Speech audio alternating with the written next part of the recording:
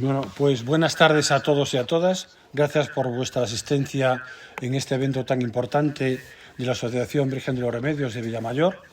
Hoy continuamos con el ciclo de conferencias que tiene que ver con la comunicación, ¿no?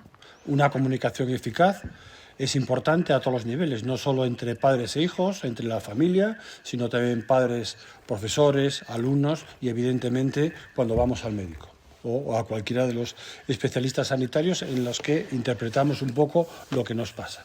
Entonces, sin más dilación, vamos a presentar a Sonia Martín González, psicóloga con una gran experiencia en trastornos mentales, en dificultades del neurodesarrollo, y hoy justamente vamos a continuar con o que creemos que es una de las mejores comunicaciones que hay dentro del ciclo que continuamos haciendo dentro del programa especificado dentro de la Asociación Virgen de los Remedios. Sin más dilación, continuamos hablando o vas a comenzar a hablar sobre la comunicación eficaz en el contexto familiar. Muchísimas gracias y bienvenida. Pues buenas tardes a todos. Como dice Manuel, en principio la ponencia nos dice comunicación eficaz en el contexto familiar, ¿vale? Hablar de comunicación eficaz es hablar de habilidades de comunicación, ¿vale? Lo ha comentado Manolo. En este sentido nos vamos a centrar en tema familiar, pero cuando sabemos comunicarnos, al final da igual que sea con la familia, con la pareja, con los amigos o en el cole. Al final implica aprender a comunicarse, ¿de acuerdo? Bien, no vamos a tratar en esta hora de trabajar de habilidades de comunicación, sino la palabra eficaz para mí es importante. Quiero que de alguna manera pueda ser eficaz y podamos lograr cambios. O sea que si de alguna forma, después de este ratito hablando, somos capaces, entre todos los que estamos aquí, los que estáis detrás de la cámara, de poder reorganizar alguna idea y aprender de alguna manera o generar algún cambio, pues satisfecha. Os digo, toda la ponencia está preparada en imágenes. Hay mucho apoyo visual, ¿vale? ¿Por qué? Porque en principio está estudiado que nuestra manera de pensar, si se apoya en imágenes, va a ser mejor entendida. Es decir, tenemos un cerebro más visual que verbal. Esto lo trabajan muy bien los de los coles, los niños, los profesores de infantil, que trabajan mucho con imágenes. Entonces, cuando yo planteaba la ponencia, sí que pensaba, ¿por qué según crecemos se nos olvida lo de las imágenes? Entonces, como una buena manera de comunicarnos y de que sea eficaz es a través de imágenes, lo que yo voy a hacer en mis ponencias es apoyarme en imágenes y sí que os trasladaría que si en algún momento queremos trabajar bien la comunicación, lo que hagamos sea, incluso en casa, a través de imágenes, ¿de acuerdo?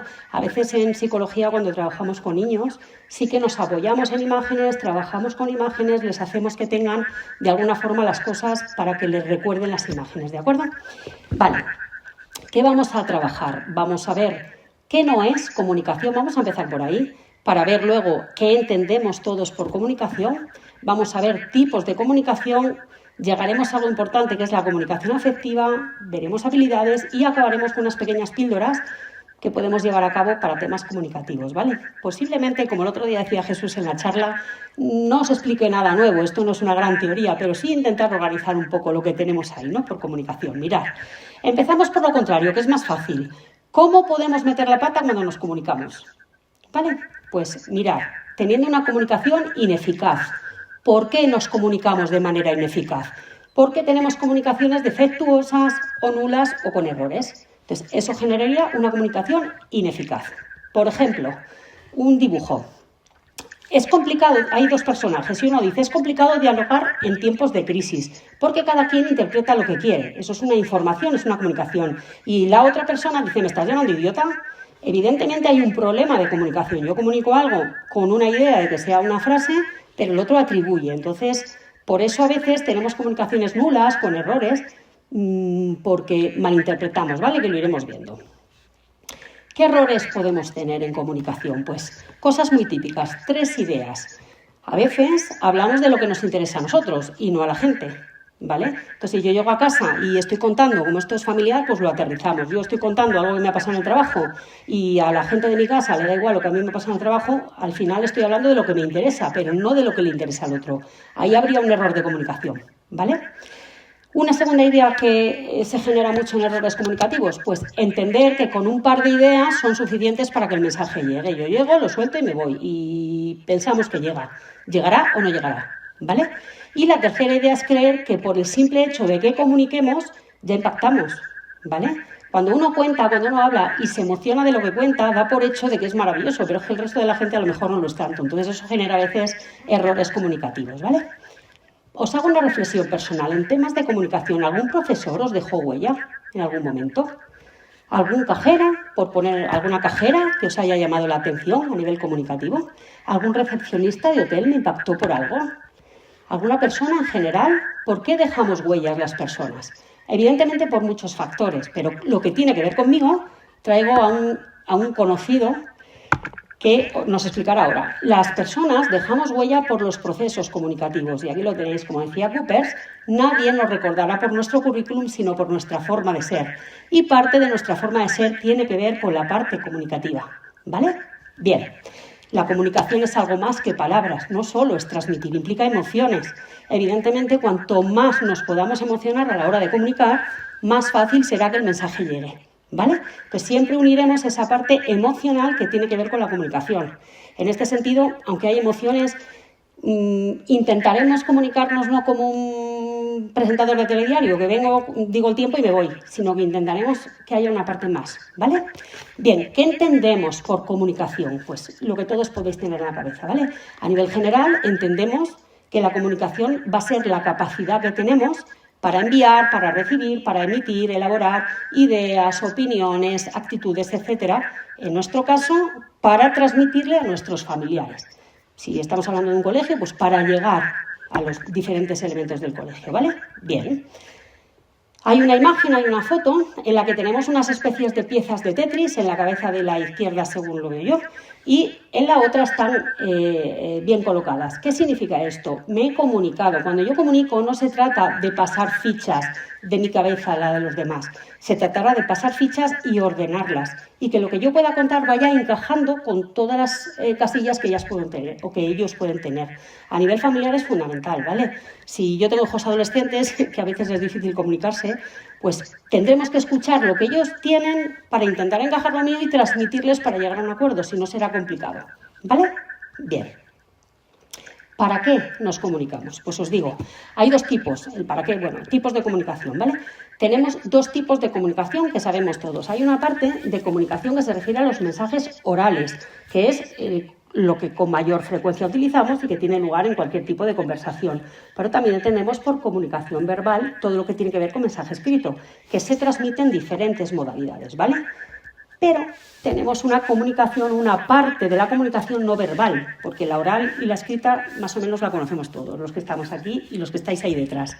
Pero cuando hablamos de comunicación no verbal, es fundamental y hacemos referencia a todo lo no verbal y se refiere a las expresiones faciales, movimientos, lenguaje corporal, etcétera, que lo que va a hacer es transmitirnos un significado y que es lo más importante para las personas. Al final hay toda una parte que vemos, que percibimos, pero que tiene que ver con las expresiones, los movimientos, el lenguaje corporal, ¿vale? Bien, hay un autor en psicología muy clave para los psicólogos que estamos, que es Václavic, que él hizo todos unos libros de la teoría de la comunicación y él decía que era imposible no comunicarse, ¿vale? Entonces, él partía de la base de que todo comportamiento es una manera de comunicarse y no existe la no comunicación, no existe el no comportamiento. Si yo llego aquí a la sala y me callo, algo comunico. A lo mejor no sabemos qué, pero estoy comunicando, ¿vale? Si yo sonrío, si yo lloro, si yo hago cualquier cosa, lo que estoy haciendo es comunicarme. Cuando yo estoy en casa y entra mi hija y no dice nada y da un portazo, se está comunicando. Y como es adolescente, a veces le dice, ¿qué te pasa? Y te dice, a mí nada, no he dicho nada, ya te estás comunicando. Esto nos ocurre a veces, ¿vale? Digo mi hija, pero los maridos hacen lo mismo, entran, dan un portazo y también comunican, ¿vale? Entonces es importante. Vale, ¿qué requisitos vamos a tener para una buena comunicación? Vamos a empezar a aprender cosas, son muy básicos, pero son requisitos para una comunicación eficaz en el entorno. Vamos a hablar de la escuchar, hay que saber escuchar, hay que saber empatizar. La tercera idea es la comunicación no verbal, la cuarta idea es la claridad y la quinta idea es la simplicidad. Si somos capaces, todos nosotros, de cubrir estos 5 aspectos, seremos capaces de ser muy buenos comunicadores, que parecen muy simples, pero no es nada fácil, ¿vale? Bien. Con respecto a la escucha, ¿qué diferencia veis aquí? Mirad, os pongo una imagen, se ve una imagen de una persona que está hablando y la otra es todo oreja, una oreja grande. Y la siguiente imagen se ven dos personas donde están encajando puzzles, ¿vale? ¿Qué diferencia hay? Pues mirad, la primera es oír, ¿vale? A mí me transmites y yo oigo. La segunda es escuchar, no tiene nada que ver, ¿eh? Una cosa es oír y otra cosa es escuchar. Oír oímos todos, escuchar ya, ¿vale? Escuchar implica una activación diferente. Entonces, para ser buenos comunicadores, evidentemente tendremos que generar buena escucha, ¿vale? Si somos muy buenos, posiblemente podamos oír y a veces disimular, ¿vale? Yo esto siempre lo cuento y siempre lo digo, es una anécdota y si me permitís os la cuento. Yo una vez trabajando en terapia, a veces los usuarios o los clientes o las personas que tenemos nos cuentan muchas cosas que para nosotros a nivel psicológico es ineficaz, ¿no? O sea, nos pierde muchas veces la información y no necesitamos tanta información para poder trabajar. Entonces, alguna vez desconectamos. A mí me pasó en una ocasión el desconectar con alguien que me contaba muchas cosas y hubo un momento en que yo estaba oyendo, pero no estaba escuchando. Entonces, me hizo una frase y me dijo, sí, ¿verdad? Y le dije yo, sí, sí. Y me dijo, ¿sí? Y le dije yo, no, hombre, no. Y no tengo ni idea de lo que hablábamos. Pero al final fue intentar hacer como que escuchaba, pero estaba oyendo. ¿Vale? Y la idea fue esa. Sí, sí, ¿verdad? Sí, yo, sí, sí, sí. ¿Sí? Y, no, ni idea, pero se fue con la idea de que le estaba escuchando. No es lo mismo oír que escuchar, ¿vale? Y es importante. Bien. ¿Qué es escuchar? Pues para ser buen oyente... ser buen oyente es una de las mejores maneras de ser un buen comunicador. Mirad qué interesante. Nuestro peor problema de comunicación es que no escuchamos para atender, escuchamos para contestar. Entonces, en el momento en que yo estoy pensando qué voy a responder, es que hay muchas partes de lo que el otro me está contando que no lo voy a seguir. Entonces, para mí es una frase clave. Tendréis muchas ideas y frases de las que yo he trabajado siempre en comunicación, ¿vale? Entonces, nos quedamos con ella. Un problema que tenemos en comunicación es que no escuchamos para atender, sino que escuchamos para contestar, ¿vale? Bien. Cuando hablamos de escuchar, evidentemente la comprensión y la empatía mejoran con la escucha activa, ¿vale? Y es importante hacer preguntas aclaratorias, lo veremos después, es importante aprender a reformular, porque al final lo que le estamos diciendo al otro es, te estoy escuchando, ¿vale? Te estoy entendiendo, ¿vale? Os digo, aprender a escuchar hace que seamos capaces de responder de manera adecuada, ¿vale? Y cuando hablamos de escucha, hablamos también de observar con la mirada, de atender, de reforzar, o sea, de que el otro vea que le seguimos en el proceso comunicativo y eso va a ser percibido como positivo por el otro. Porque siempre tenemos que recordar que en una comunicación hay dos. Puede haber más gente, pero hay dos. Siempre va a haber uno que hable, o debería, porque si hablan 4 no se va a comunicar ninguno. Pero si el que habla le estamos mirando, lo veremos luego, pero asintiendo, lo va a percibir como que tiene interés. Y de esa manera favoreceremos mucho mejor la comunicación en el entorno familiar, ¿vale? Si yo le estoy hablando a mi hijo y mi hijo está mirando WhatsApp, la comunicación es bastante nula. Y esto a veces se da en temas escolares. Si yo le estoy hablando a un niño en un colegio y el niño está mirando por la ventana, la comunicación es nula, ¿vale? Los niños muchas veces oyen, pero no escuchan. ¿De acuerdo? Bien. En relación al tema de escucha activa, pues el tener una postura abierta al mensaje que nos cuentan, ¿no? El estar atento va a hacer que aumentemos la confianza en la fluidez en lo que es la comunicación, ¿vale? Bien. En cuanto a la escucha, esto, pararme en cualquier momento o hacer el comentario que queráis hacer, ¿vale? Vamos al segundo punto del requisito de una buena comunicación. Va a ser la empatía. Todos sabemos lo que es una empatía, ¿no? Es la capacidad de ponerse en el lugar del otro, ¿vale? De entender lo que le está ocurriendo, de entender sus sentimientos, las razones que tiene. Ojo, la empatía ocurre incluso aunque yo no esté de acuerdo con el otro, que muchas veces entendemos que empatizar es estar de acuerdo y no tiene nada que ver, ¿vale? Hay una frase chula que dice odio, que es una palabra fea, pero odio lo que dice ese hombre, pero daría mi vida por defender el derecho que tiene a decirlo. Esa es la realidad, ¿vale? Empatizar es, te entiendo, te comprendo, no opino como tú, pero te estoy escuchando. Empatizar no es pensar lo mismo que el otro, ¿de acuerdo? Entonces, evidentemente, en los procesos comunicativos, sobre todo en los familiares, cuando tenemos empatía y cuando somos capaces de entender qué le está pasando al otro, es mucho más sencillo que podamos llegar a una comunicación correcta. Claro, a veces la empatía cuesta porque se ven desde dos puntos de vista diferentes. La opinión de una persona de 25 años y la opinión de una de 50 posiblemente varía. porque además ejecutamos roles. Uno es la madre, el padre, el hijo, entonces claro. Pero bueno, empatizando será más fácil que podamos entendernos todos, ¿vale? Y es importante que en casa a la gente joven se la enseñe a empatizar, que también es un factor fundamental para la comunicación. Empatizamos cuando, o está relacionado con el feedback, ¿vale? Cuando alguien habla, el hecho de tener palabras, una paráfrasis, sí, entiendo, sé cómo me dices, el hecho de repetir alguna palabra de la frase que está diciendo el otro, hace que de alguna manera le hagamos ver que estamos escuchando y que estamos entendiendo, ¿vale? Cuando alguien te habla, entiendo, ¿vale? Bien. Capacidad de reconocer las emociones de otro, ¿vale? Bien. Una foto. Empatía es esto, es muy gráfico. En una cabeza está una persona y en la otra hay otra con mucho lío. La empatía viene en tirar del hilo, en me pongo en tu lugar e intento tirar, aunque yo no tengo el problema que tienes tú, ¿vale? Bien. Hablamos de comunicación no verbal como tercera idea. 3 requisitos vamos a ver el tercero de una buena comunicación interactiva, una buena comunicación activa. Escuchar, que no es lo mismo que oír, empatizar, comunicación no verbal. Mirar, lo que decíamos antes, ¿no? El lenguaje corporal, el tono de voz, la gesticulación con las manos hace que se transmita de mejor o peor manera el mensaje, ¿vale?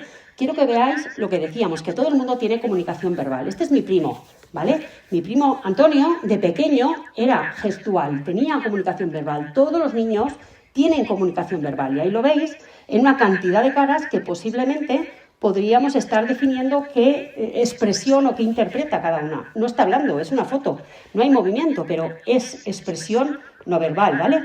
Pero mi primo Antonio crece y se hace profesor y sigue poniendo caras, sigue teniendo expresiones. Evidentemente, tenemos que entender que todos somos capaces de comunicar con la cara, independientemente de con otros gestos, ¿vale? Bien, mirad, ahí tenéis diferentes fotos fijas donde una persona puede tener emoción, susto, sorpresa, cara de asco, cara de no creerse algo, es decir, todos comunicamos. Entonces es muy importante que entendamos que unido a lo que transmitimos verbalmente está todo este sistema de comunicación no verbal que a veces tiene mucho más peso que lo que decimos y a veces se nos olvida. No escuchamos, pero como vemos y vemos caras, interpretamos, ¿vale? Bien. ¿Qué os cuento con respecto a la claridad como cuarto punto? Pues evidentemente la claridad implica transparencia y sencillez en las explicaciones. Cuanto más fácil sea aquello que comunicamos, más fácil será que el otro lo entienda. Esto está directamente relacionado con cuando vamos a veces a un tema médico, que nos utiliza unas palabras que no entendemos nada, que nos perdemos, que él cuenta lo que quiere contar y yo me voy con más miedo del que tenía. Esto a veces nos pasa cuando vamos al médico. ¿Por qué ocurre esto? Porque está utilizando un lenguaje que no está siendo claro, que no está siendo sencillo. Llevar este contexto sanitario al mundo de casa. Si yo estoy contando algo y nadie se está enterando porque utilizo un lenguaje que no sea transparente o que no sea sencillo o que no sea creíble, no va a tener una fácil comprensión, ¿vale? Bien. Una imagen donde se ve una persona que está totalmente liada contando cosas con lo que tiene en la cabeza y la otra está que no se está enterando de nada. No es un mensaje fácil, no es un mensaje sencillo. Entonces, recordar siempre que en la sencillez está la virtud, aunque no era la frase, pero es cierto, ¿vale? Otra imagen. Hay un cerebro con partes verdes, ideas verdes, el otro cerebro con ideas azules. En el momento en que hablamos con sencillez y claridad, conseguiremos ser capaces de fusionar las dos ideas, ¿vale? Hemos visto la escucha, hemos visto la empatía, la comunicación no verbal, la claridad y como último punto de un requisito fundamental para una buena comunicación va a ser la simplicidad. Significa, unido al apartado anterior, que una explicación simple y fácil de entender o de comprender siempre va a mejorar la comprensión por parte de todo el mundo, ¿vale? Mirad, una persona que está en el médico y le dice la persona, doctor, hace una semana que no como, no duermo y no tomo agua, ¿qué cree que tengo? Y dice el doctor, pues hambre, sueño y sed. Es lo más sencillo que podemos tener, ¿vale? Es lo más simple. A veces nos complicamos la vida dando respuestas en casa o con familiares, con padres, madres, dando unas respuestas que no tienen sentido. Muchas veces lo simple es lo que tiene explicación y las veces que nos complicamos la vida con explicaciones complicadas ni llegan ni comunican, ¿vale? Bien. Hemos visto qué es y qué no es la comunicación, para qué o tipos de comunicación y vamos a pasar a un salto más relacionado con lo que decía al principio, ¿vale? Hablamos de comunicación afectiva. Ese es un poco el sobresaliente de la comunicación, ¿no? ¿Dónde queremos llegar? Pues no quiero llegar a comunicarme, sino que quiero llegar a comunicarme de manera afectiva, de manera que sea afectiva y efectiva, es decir, que salgan sentimientos, que trabajemos con una serie de emociones, ¿vale? Cuando hablamos de la función afectiva de la comunicación, nos referimos a toda la gama de emociones, sentimientos y vivencias que se generan y se desarrollan a través del proceso comunicativo, ¿vale? Y eso va a hacer lo que consigamos generar, sobre todo a nivel familiar, una comunicación de 10, una comunicación sobresaliente, ¿vale? Cuando a nivel familiar tenemos comunicaciones afectivas, lo que vamos a generar son relaciones duraderas, vamos a crear mucha confianza, vamos a tener muchos más amigos, o sea, más amistades incluso entre nuestros familiares, ¿vale?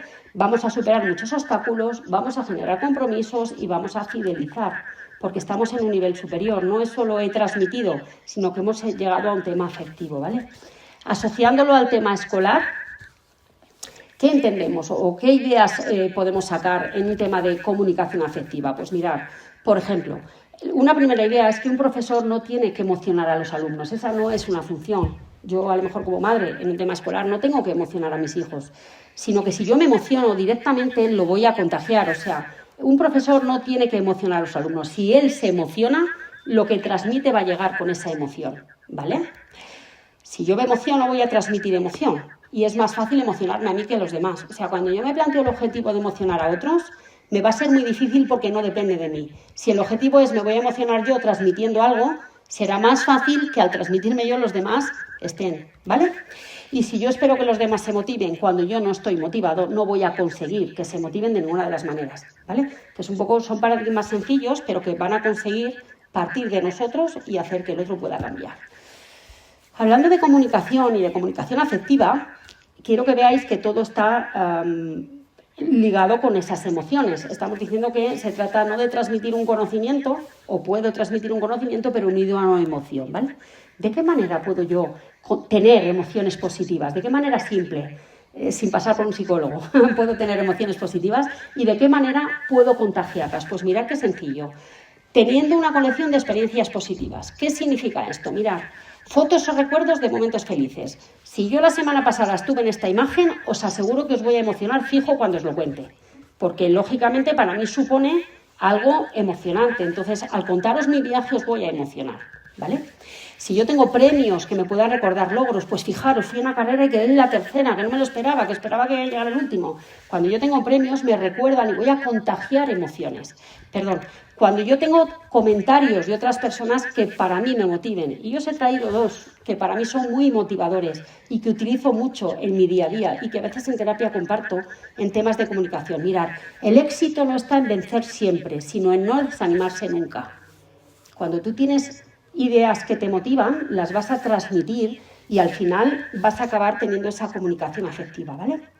Por ejemplo, con citas que nos inspiren o letras de canciones. Mirad, luchar no garantiza el éxito, pero llorar sí garantiza el fracaso. Al final, cuando tú tienes una serie de frases que a ti te motivan o que puedan ser lemas de tu vida, yo os he compartido las mías, es más fácil poder llegar a una comunicación diferente, porque no solo transmito, sino que yo vivo lo que tengo, ¿vale? O con recuerdos de nuestra niñez, pues una serie de fotos también me van a emocionar y que va a hacer que de alguna manera yo contagie esas emociones al contar, ¿vale? Dibujos que hayamos recibido. Yo en terapia, pues un dibujo que me hicieron a nivel de contexto familiar, pues ahí lo tengo. Entonces siempre será más fácil poder contagiar, ¿vale? El contagio emocional consiste en una cualidad psicológica donde normalmente los sujetos, los seres humanos, tendemos a compartir las mismas emociones que experimentan los del resto. Es curioso, pero es así. Cuando, hombre, es muy exagerado lo que voy a decir, pero cuando yo voy a un velatorio, a lo mejor no me afecta mucho la persona que está, pero como vemos que la gente está triste, pues me contagia esa tristeza. Cuando yo voy a lo mejor a un concierto que no estoy muy convencida, pero veo que la gente se lo pasa súper bien y está muy mátida en el concierto, sin querer me voy a meter. O sea, el contagio emocional existe, ¿vale? Entonces, es muy importante tener en cuenta esto a la hora de transmitir y a la hora de comunicarnos, porque en casa, a nivel familiar, como existe, o nos podemos contagiar del contagio emocional que puedan tener mis hijos, que están insoportables por las edades que tienen, o puedo tratar de contagiarles yo con la alegría que puedo tener y con mis emociones positivas. Entonces se trata un poco de poder llegar a qué punto voy, ¿vale? Bien, la comunicación afectiva siempre va a dejar huella, ¿vale? Siempre. Os digo una frase de Virginia Satir: la comunicación es a las relaciones, en este caso familiares o escolares, como las respiraciones a la vida. Evidentemente, una relación sin comunicación no va a existir nunca, ¿vale? Bien. Habilidades de comunicación. El diálogo es fundamental. La mejor manera que se conoce para trabajar la comunicación es a través del diálogo, ¿vale? El diálogo está pasado por las 5 fases o 5 características que hemos visto antes, de la escucha, de la empatía, de la claridad, de la simplicidad, ¿vale? Esta foto la habéis visto muchas veces. Es una foto donde hay en el suelo un 9 y se ve una persona que ve un 6 y otra que ve un 9, ¿vale? Si no dialogamos, no habrá posibilidad de que lleguemos a un punto común. Si no dialogamos, acabaremos discutiendo seguro. Imaginaros en cualquier situación de la vida que uno es el 6 y otro es el 9. Si somos capaces de dialogar, entenderemos que tenemos razón los dos porque estamos viendo diferente perspectiva del número. Pero para eso necesitamos dialogar. Esto que se ve muy fácil en la foto, trato de que lo veáis también vosotros en vuestra vida. Cuando yo discuto con alguien, lo que me está ocurriendo es que no estoy teniendo un diálogo. Estoy intentando imponer que yo estoy viendo el 6 y no estoy parándome a pensar que el otro puede tener también razón. Entonces, el diálogo es siempre fundamental, ¿vale? No hace falta estar de acuerdo en todo para acordar. Es una idea básica. Yo puedo llegar a acuerdos aunque no esté de acuerdo. Bueno, en el gobierno lo vemos todos los días. No sé si están de acuerdo, pero se ponen de acuerdo en muchas cosas. Entonces, no hace falta estar de acuerdo para acordar, que parece que tenemos unos paradigmas erróneos. Parece que si no estamos de acuerdo no podemos hacer un acuerdo. Sí, podemos hacer un acuerdo. A veces, ¿vale? A nivel familiar, en terapia trabajamos mucho con el tema de negociar acuerdos, donde los dos ganemos, los dos perdamos, pero se pueda acordar sin estar de acuerdo, ¿vale? Bien. ¿Qué claves tenemos para aprender a fomentar el diálogo? Tenemos 3. Mirar, aprender a preguntar. Hay una clave que os quiero contar, que es el error de la lectura de la mente, que lo hacemos mucho, y las presuposiciones, ¿vale? Mirad, os lo leo. Os leo para aprender a preguntar. Bueno, es un pequeño chiste, ¿vale? Que me he permitido el lujo, pero para que veamos que aprender a preguntar es fundamental. Un cura aficionado a la ornitología tenía 12 pájaros. Todos los días los soltaba para que volaran y estos siempre regresaban a sus jaulas, pero un día solo regresaron 11, así que el sacerdote, decidido, en la misa del domingo preguntó: ¿quién tiene un pájaro? Todos los hombres se levantaron. No me expliqué bien. ¿Quién ha visto un pájaro? Todas las mujeres se levantaron. No, lo que quiero decir es: ¿quién ha visto mi pájaro? Todas las monjas se levantaron. A ver, es un pequeño chiste, pero la idea es mirar de qué manera, o sea, nos quedamos con el contenido, ¿no? Si yo no sé preguntar, voy a tener lugar a error, ¿vale? Entonces es fundamental preguntar, ¿de acuerdo? Muchas veces no preguntamos. En casa, poquísimas, y eso hace que no haya una comunicación eficaz, porque la base de la comunicación está en las preguntas, ¿vale? Bien. Un segundo error que habíamos sacado para fomentar el diálogo es el error de la lectura de la mente. ¿Qué significa esto? Leo y pongo un ejemplo. Por explicarlo, significa suponer que la otra persona debe entender lo que estamos pensando y debe saber exactamente qué necesitamos y sentimos sin necesidad de que lo expresemos. Es decir, como yo estoy mal, yo doy por hecho que llego a mi casa y todo el mundo tiene que saber que yo estoy mal. Y si no me tratan como que estoy mal, me voy a enfadar. Entonces, un poco la idea es eso, ¿no? Eso es un error. La gente no sabe lo que yo pienso o cómo me ha ido. No saben lo que me ha pasado en mi trabajo. O llego y lo cuento, o el otro pregunta: oye, no te veo buena cara, ¿ha pasado algo? Es que si no es imposible dialogar, es imposible comunicarse, pero generalmente suponemos que los demás saben por lo que yo estoy pasando. Y esto no es cierto, ¿vale? Entonces, es importante que preguntemos, que no supongamos, ¿vale? A veces suponemos por las caras: anda, que vaya cara que traes, y a lo mejor no trae cara de nada, pero como yo supongo que trae mala cara, ya voy a comunicarme como que trae mala cara. Entonces, evidentemente, la va a poner peor y vamos a tener un problema. Entonces, es un error eso de la lectura de la mente, que todos tenemos lectura de la mente, ¿vale? A veces yo, de broma, en terapia me pasa: es que ya sé lo que está pensando mi marido. Nada más verle, yo digo, pues qué suerte, yo he pegado años de carrera, años de trabajo, y yo no sé lo que la gente piensa, ¿vale? Pero atribuimos a que sabemos lo que... Como le conozco tanto, a veces la gente nos sorprende, ¿eh?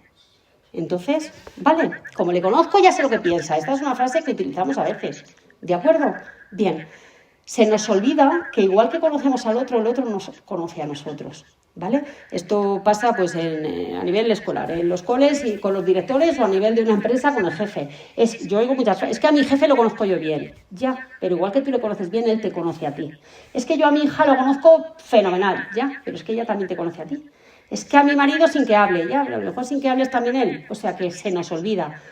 Tenemos cierto egocentrismo en temas además de comunicación y suponemos que yo conozco al otro, pero se me olvida que el otro me conoce a mí. Y esto también da lugar muchas veces a errores en temas comunicativos, ¿vale?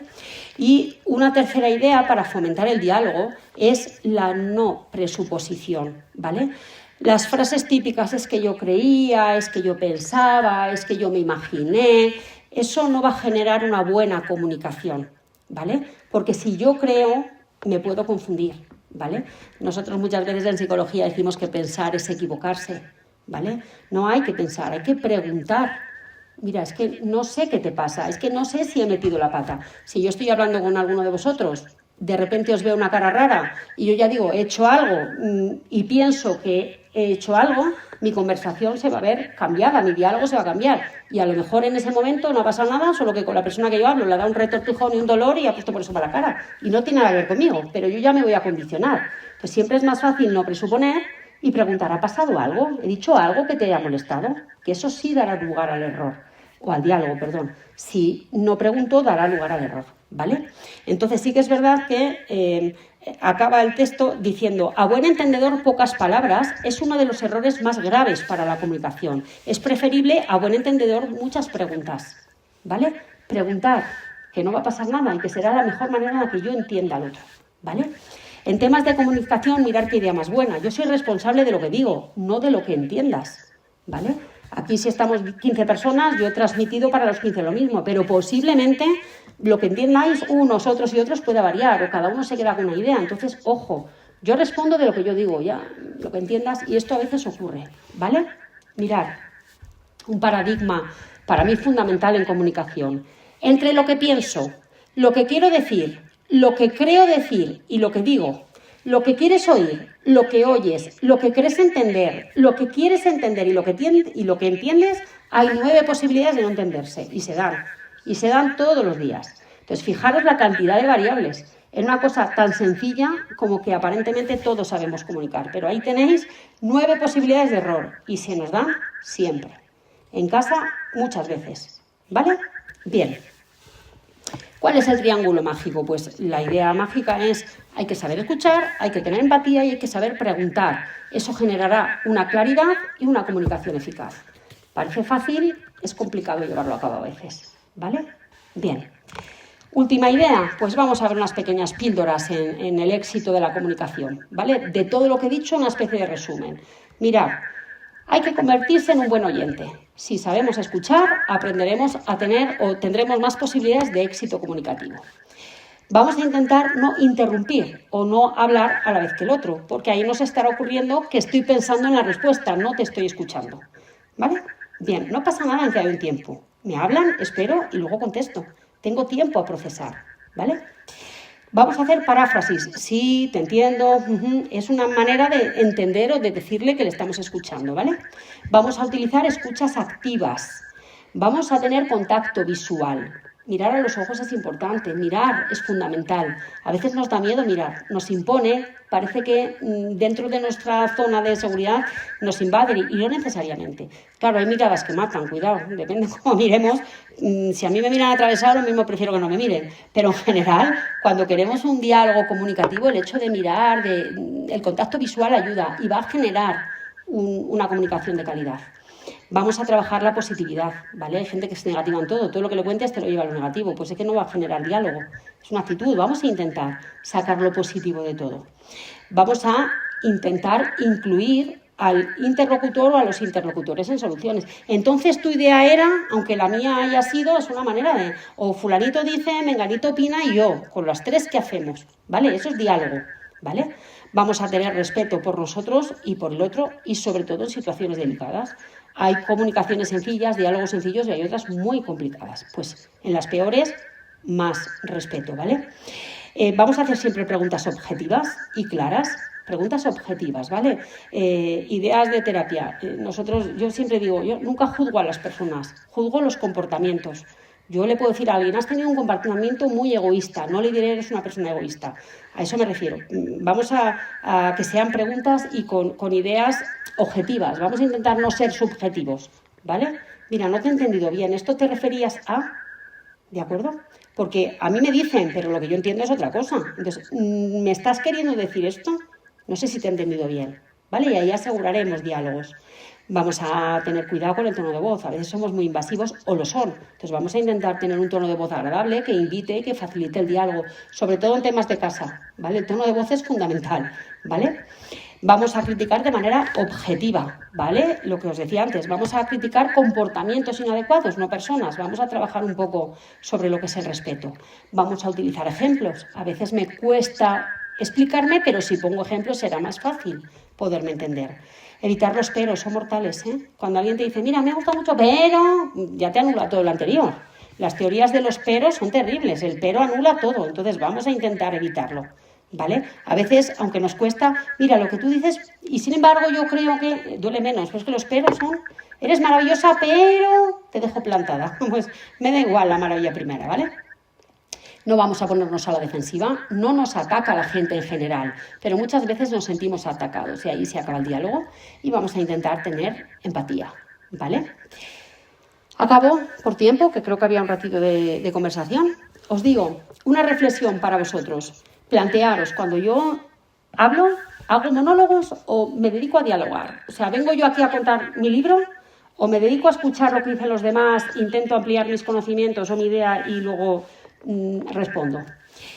¿Estoy más atento a lo que yo quiero decir o estoy más atento a lo que me dicen? ¿Trato de acercarme a las personas con comunicaciones afectivas efectivas o simplemente llego, transmito y me voy? Humildemente, con mis familiares tengo una conversación exitosa o una comunicación exitosa. Y la última idea que a mí me parece muy buena siempre, ¿cómo quiero que me recuerden mi gente, mis familiares, mis amigos, mis hijos, mi marido, a nivel comunicativo en este caso? Como qué déspota era, no escuchaba nunca, siempre tenía que hacer lo que ella dijera, o él. O bueno, era una persona que, ¿cómo quiero que me recuerden? ¿Vale? Última idea, que yo siempre os traigo frases, pues he hablado de comunicación con la intención de que cambiéis o que mejoremos un poquito, pues ven, complícame los días, que lo fácil aburre, ¿vale? Eso es un poco lo que os venía a contar. Preguntas, ideas.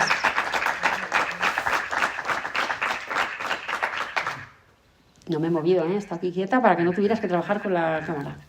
¿Alguna cosa? ¿Algo que ampliemos? ¿Algo que queráis comentar? Sí, yo tenía una duda. Yo me he quedado un poco atascado cuando has dicho que en el ámbito educativo un docente no tiene que emocionar a sus estudiantes, sino tiene que emocionar. Se tiene que empezar emocionando él. Me quedaba ahí dudando y es que no sé si estoy de acuerdo o no. ¿Puedes ahondar un poquito más en eso? Sí, si tú vas a contar la Revolución Francesa y a ti te emociona ese tema, los alumnos se emocionarán de tu discurso, porque lo estás viviendo. El planteamiento es previo, es decir, yo no puedo esperar que a mí no me motive algo y que mis alumnos estén motivadísimos por ese tema si yo no tengo esa emoción. A eso se refiere. Cuando yo estoy convencida de algo, es muy fácil convencer a los demás, en el sentido, bueno, comunicativo, no me refiero a convencer de cosas que no. Si esta charla a mí me parece un rollo, yo vengo porque la tengo que dar y os suelto el rollo, pero me parece aburrida, no voy a ser capaz de motivar a nadie. Cuando al final a mí me gusta, estoy contenta con lo que he hecho, hago algo dinámico, hago algo divertido, será más fácil que me veáis de otra manera. Lo que te digo, si un profesor, si se motiva él con las clases, sin querer, va a transmitir esa motivación a los chicos. Esto viene porque yo puedo hacer lo que está de mi mano, nunca lo que está de mano de los demás. O sea, los cambios siempre vienen en mí. Para mí es más difícil motivar a 30 niños que motivarme a mí sola. Si yo me motivo con lo que voy a explicar, será más fácil que pueda motivarles a ellos. Si mi planteamiento de partida es, no, yo no estoy motivada, pero a ellos los tengo que motivar, será mucho más costoso y acertaré o no. O sea, las emociones se contagian siempre. Y la fuerza que yo tengo o la manera en la que transmito, cuando yo estoy motivada, es totalmente distinta a cuando no. Entonces, es un punto de partida simplemente. Yo soy profesor y me emociono con lo que cuento y automáticamente se emocionarán solos. Alguno no, eso, hablamos de mucha gente, claro, el que no es que hay casos imposibles, o sea, es que hay gente que no puedes emocionar y luego depende, imagino que serás profe y también depende de las asignaturas. No es lo mismo emocionar enseñando ecuaciones, pero bueno, si yo me implico, siempre será más sencillo. Yo enseño cosas difíciles. Entonces, claro, yo tengo que enseñar cosas difíciles a un nivel relativamente básico para que yo tenga. Entonces yo emocionarme... Pues hombre, siempre... Sí, puede... Lo motivo, lo intento motivar porque sé que es difícil para ellos. Yo creo que es más Pero yo entiendo por emocionar. la motivación o la emoción viene porque posiblemente tú puedas estar convencido de lo que das, que pueda tener la aplicabilidad. Luego todos los profesores piensan que lo suyo es lo más importante. Yo cuando... Ahora me pongo como alumna, cuando iba a clase, el de matemáticas era fundamental las mates, porque son para la vida. El de lengua ni te cuento, el de inglés no veas, el de religión vale para todo. O sea, luego al final lo más importante siempre es la asignatura que tú das, aunque luego académicamente no lo sea o para los alumnos menos, ¿no? Pero sí que es verdad que para mí es fundamental el que de alguna manera podamos ser capaces cuando hablo de motivar y de emoción, hablo de que yo me crea realmente que lo que voy a darles les sirve para algo y que vean aplicabilidad y que me acerque a su mundo. Muchas veces puedo criticar un poco, ¿no, Guillermo? No pasa nada. Muchas veces los profesores os vais mucho del mundo que es real para los niños. Me explico, yo ayer, no tiene nada que ver, yo no soy profesora, pero como psicólogo, yo ayer estaba con una madre y me decía que el niño tenía un problema de comprensión y de que costaba mucho resumir. Hablamos de un niño de 10 años y yo le decía, pero ¿y cómo lo trabajas? Y me decía, pues yo le pongo ahí a leer La Regenta, me parece que me dijo, y le pido que me haga un resumen. Con 10 años se va a aburrir. Entonces yo le dije, mira, si tu objetivo es que el niño resuma, al niño le gusta jugar al Minecraft, cógete un artículo del Minecraft, que lea su mundo, que lea el deporte y a partir de ahí que te resuma, si el resumen es el mismo, da igual el texto. O sea, el hecho de resumir, claro, si estamos conociendo a un determinado autor literario hay que leerlo del autor, eso es innegociable, ¿no?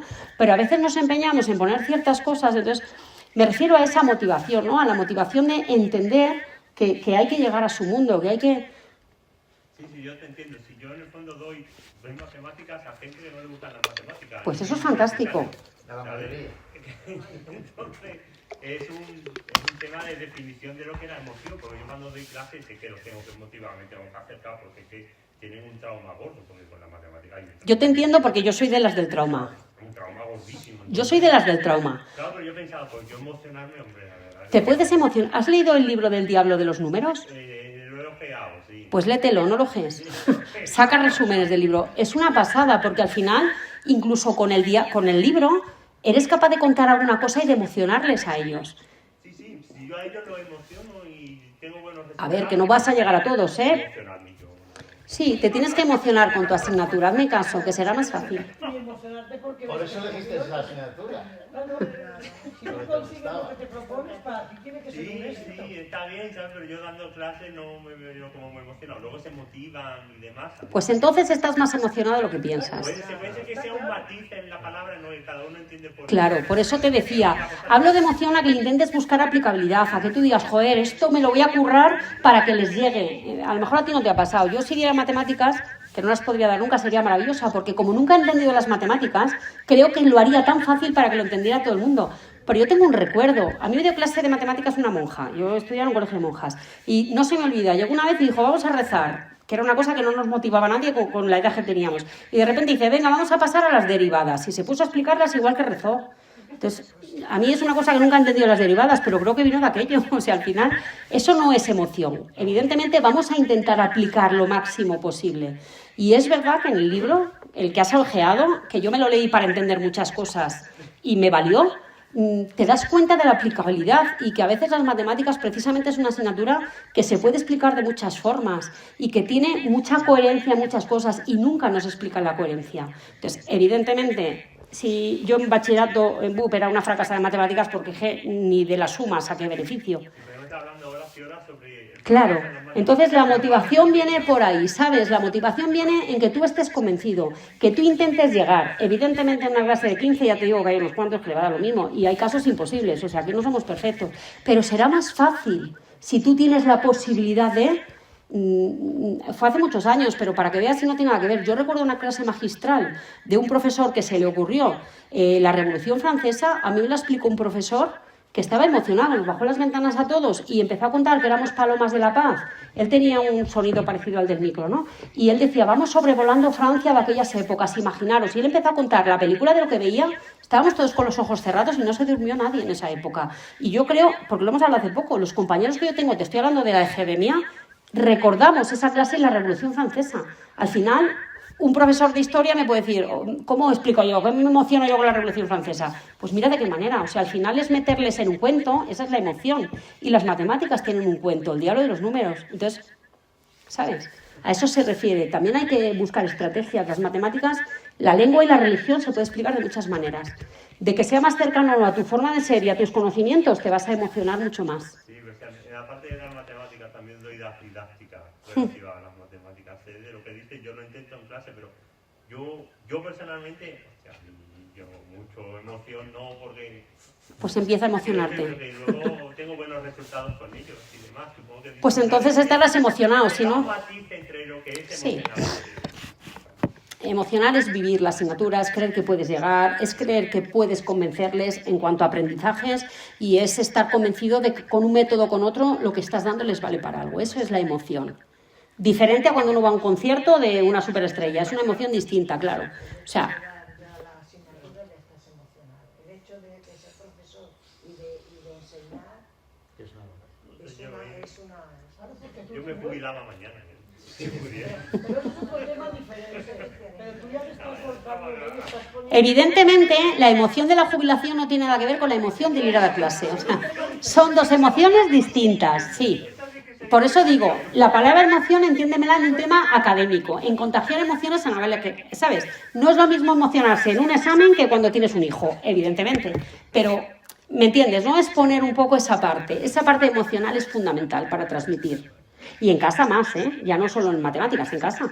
Que no nos emocionamos nada. Que es rutina, me vaya rollo de día que he tenido mi jefe, mi no sé qué. No, eso al final transmite, ¿vale? Más cosas. Solo hay un matemático en la sala, ¿no?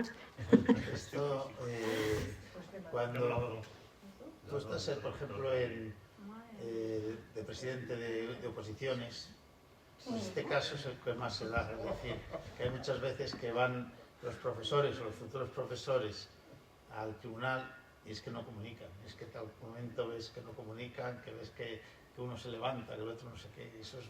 Tú por... Dices, ha fallado la comunicación de arriba abajo. Y a lo mejor era de un 10. Y a lo mejor lo han hecho genial. Sí. Pero estás ahí arriba y dices, pues no puede pasar. Tú lo ves en ese área, pero ¿y en entrevistas de trabajo? En entrevistas de trabajo es más la comunicación afectiva y efectiva que hagas que realmente tu currículum. Es fundamental. O sea, yo he visto gente con un currículum buenísimo que se le ha descartado en procesos importantes, en cadenas grandes, porque no eran capaces de comunicar. O sea, al final la comunicación es básica. Evidentemente, si yo no tengo el currículum para ese puesto, yo puedo comunicarme muy bien, que yo si voy a una plaza de neurocirugía en un hospital privado no me van a coger. Pero es fundamental la comunicación. La comunicación con el paciente, la comunicación con la familia. Es que es la manera de poder llegar. Es que de que un médico te comunique una enfermedad a que te lo comunique de otra manera, vaya si varía. Hasta la forma en la que tú vas a tener el posterior tratamiento y rehabilitación. Es que la comunicación es básica. Y es la simplicidad de esas 5 ideas. Escuchar. ¿Cuántas veces nos escucha alguien? Un profesor. A veces no, ¿eh? No escucha. No escuchamos como profesores. No escuchamos al marido cuando tiene una queja. No escuchamos a un hijo. Porque como yo estoy pensando lo que le voy a decir y tiene 20 años y quiero llegar a las 6 de la mañana, no sé, que yo estoy muy cansada, ya se fastidia la comunicación. O sea, al final vamos a escuchar motivos y voy a dar yo los míos porque será más fácil llegar a acuerdos. No se escucha.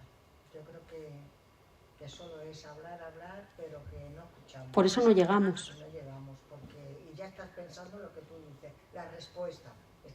O estás leyendo lo que yo estoy pensando, que yo no estoy pensando eso. Pero yo actúo como si lo estuvieras pensando. Eso es un error que por eso intento traer algo básico, pero para que veamos de cosas que ocurren en temas comunicativos y que nos afectan en el día a día.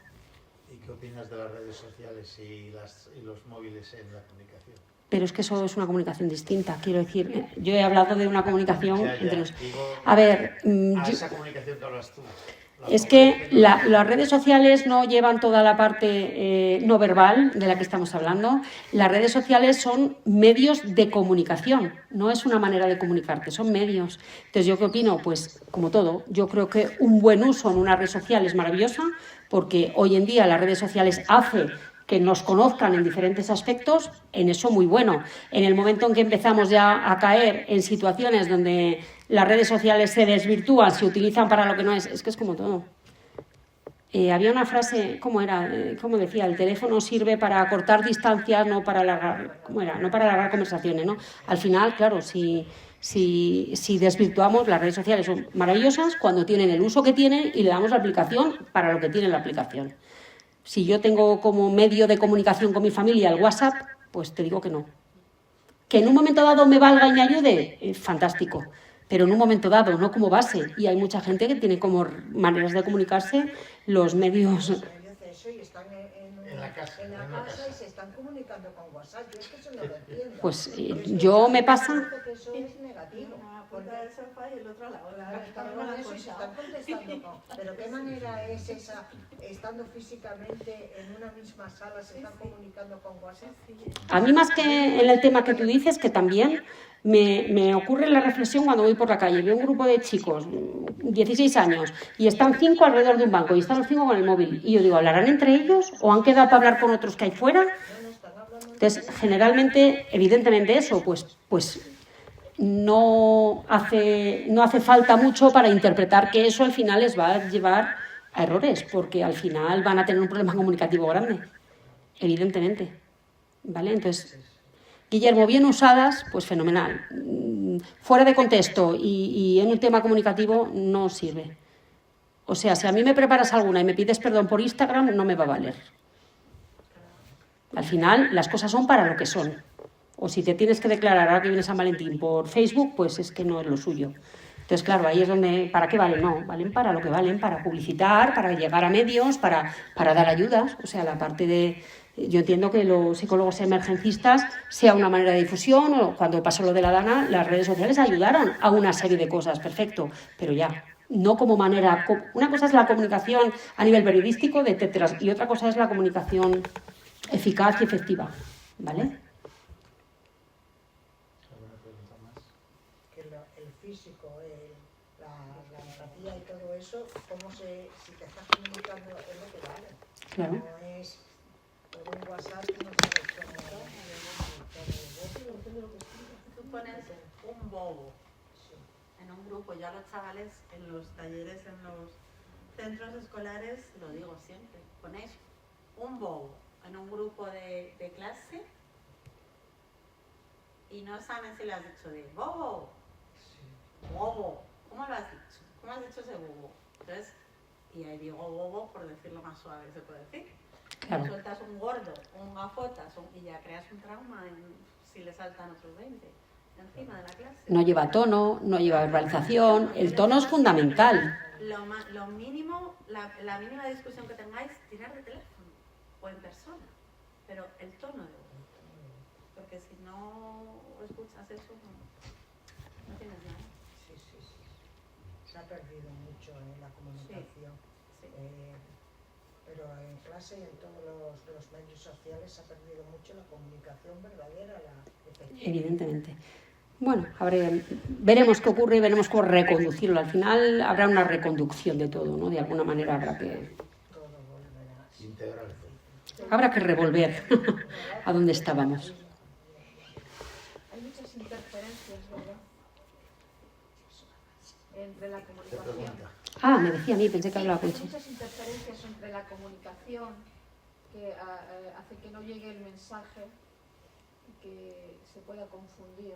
Evidentemente, pues lo que decimos, ¿no? Interferencias hay todas. O sea, la comunicación es el hecho más simple y más fácil, pero el que más errores puede cometer en el momento en que cualquier factor subyaza, pues lo que decimos, a lo mejor yo no llevaba esa idea, pero como tengo un día regular, digo un tono que no debo utilizar y el otro ya se enfada cuando mi intención no era esa, que a veces ocurre. Que tú dices, no, que yo no tengo intención de decirte esto. Si hay buena comunicación y el otro te lo dice, oye, mira, es que no entiendo por qué me has dicho esto, o no he entendido por qué esta frase, o no comprendo por qué me hablas así, a lo mejor tú sí puedes decir, oye, lo siento, no he tenido esa intención, he tenido un día malo, pero para eso hay que transmitir. Si el otro no transmite, va a haber problemas. O sea, para evitar que haya interferencias, que las hay, ¿saben? La mejor manera es preguntas aclaratorias, explicar y ser transparente. No entiendo por qué me hablas así, que no pasa nada. que no tenemos que tener la respuesta de todo. Muchas veces es, mira, si me lo preguntas y no sé contestarte, pues ya buscaré y ya te lo diré en otro momento, ¿no? Pero parece que tenemos que estar obligados a todo sin hacer preguntas. Entonces, al final, la regla más básica es esa, es la transparencia. Mira, no te he entendido. Mira, me ha parecido mal lo que me has preguntado. ¿Lo has hecho con alguna intención o no? Y ya está. Y no pasará nunca nada. Pero claro, si no utilizas ese tono, no utilizas esas palabras y te acuerdas de la madre del que te está hablando, pues al final vas a tener una intercomunicación, una interferencia brutal. Entonces es muy importante la asertividad. Fundamental, claro. La empatía está totalmente relacionada con ser asertivo, evidentemente, en todos los aspectos, ¿eh? El patrón comparativo del pasivo o el patrón del impositivo, el directivo, no tiene nada que ver con ser asertivo, con, oye, que no pasa nada, es que es la mejor manera, Isabel, mira, no te he entendido, no me ha gustado el tono en el que me has dicho eso. Y al final, pues llega tu marido un día enfadado, mira, no me ha gustado ese tono, ha sido por algo, o he hecho yo algo, o te tengo que pedir perdón por algo. Y posiblemente el otro se retracte y diga, no, mira, lo siento, pero si tú no dices eso y contestas mal, lo que va a haber es una escalada superior, que es lo que siempre hay en una discusión. O sea, pasar del diálogo a la discusión, con cualquier factor que se cruce, lo vamos a tener. Porque dialogar no sé si sabemos, pero discutir sabemos todos. Eso es una realidad, son escaladas superiores, entonces, vale, tú me dices, yo te digo, y a ver quién puede más. En el momento en que hay una discusión, olvidaros del posible diálogo, ¿vale? Yo lo digo siempre. Cuando yo discuto, estoy tan emocionada, que esa es la palabra, contando lo que yo quiero decir, que no le va a llegar nunca al otro, pero yo salgo más reforzada de esa discusión. O sea, si yo estoy defendiendo al Madrid, porque el Madrid es maravilloso y que viene a jugar, que no sé qué, estoy tan emocionada y busco tantos argumentos para intentar demostrar al otro lo bien que lo ha hecho el Madrid, que eso sirve para que yo salga todavía más reforzada de mi idea.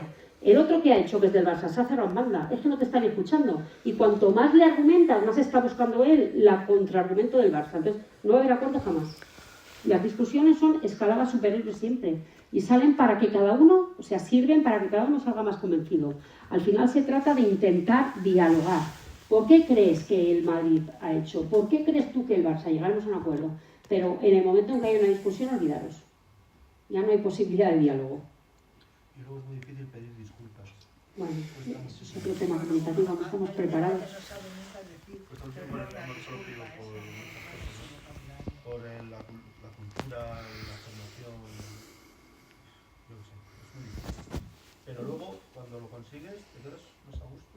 Claro, y la otra persona, eso es otra conferencia distinta. El tema del perdón es otra cosa, ¿no? Sí, pero bueno, digo en una discusión, en Sí, un sí, diálogo... sí. Es importante el pedir perdón, es fundamental porque es una de las bases comunicativas, pero es otro tema, ¿no? Igual que también a veces decimos, es importante aprender a saber decir que no. Muchas veces, ¿vale? Y nosotros siempre ponemos una cosa, es importante aprender a saber decir que no y no sentirse culpable. Entonces, hay muchas charlas, ¿eh? Podríamos estar aquí en temas comunicativos. Bueno, pues muchas gracias, Sonia. Enhorabuena por tu conferencia. Creemos que tenemos que comunicarnos y nos gustaría pues decir que es un placer tener aquí a Sonia, que nos está ayudando mucho en el proyecto europeo, que es muy comunicativa, que tiene un concepto muy claro de lo que es la psicología y lo que se tiene que hacer en salud mental, que trabaja en Fundanet, que también colaboramos mucho con esta institución. Y también deciros pues que esto sigue para adelante y que en la próxima pues nos vamos a juntar o a confluir con las actividades del ayuntamiento. La siguiente tiene un programa del ayuntamiento que es el 8 de marzo, Día Internacional de la Mujer, y nos ha metido la del 6 de marzo, la charla nuestra de Safety Plan, estaría la parte nuestra y la parte del ayuntamiento, de igualdad, porque la charla es arte, juego, igualdad, la importancia de las emociones en el ámbito familiar, que es de la hija de Violeta Monreal, que se dedica a todos estos temas y entonces pues ahí va a estar con nosotros. Entonces, a todos los que nos escucháis desde los centros, a todos los padres y madres, pues a ver si entre Safety Plan, el ayuntamiento y todos hacemos que el día 6 llenemos el anfiteatro. Y si no, pues seguiremos en la parte virtual, que parece que funciona porque hay muchas visualizaciones. Muchas gracias, Sonia. Vosotros.